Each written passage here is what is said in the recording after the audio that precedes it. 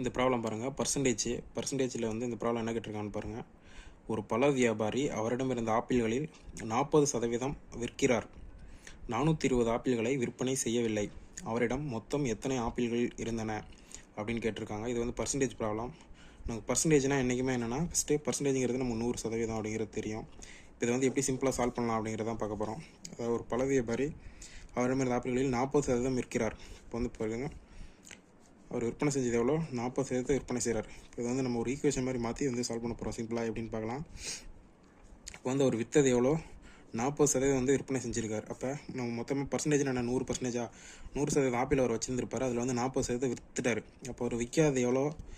விற்காது வந்து நான் 100ல் 40 பேசினா 60% ஆப்பிள் வந்து அவர் வந்து விற்றுருக்க மாட்டார். அப்போ 60% அவர் விற்காத ஆப்பிளோட குவான்டிட்டி எவ்வளோன்னு இங்கே சொல்லியிருக்காங்கன்னா 420. அப்போ வந்து 60% அப்படிங்கிறது 420 அப்படின்னு நமக்கு தெரிஞ்சிச்சு. ஒரு குழு கிடச்சிச்சு கொஸ்டின்லேருந்து. அப்போ நமக்கு எவ்வளோ வேணும்?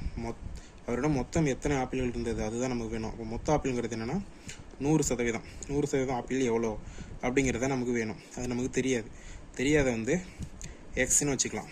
எக்ஸ்ன்னு வச்சுட்டு இதை அப்படியே கீழே ஈக்குவேஷனாக கொண்டு வந்துடலாம். 60/100 = 420/x அப்படின்னு கொண்டு வந்துக்கலாம். இதை சால்வ் பண்ணோம்னா 0க்கு 0 அடிச்சிடலாம்.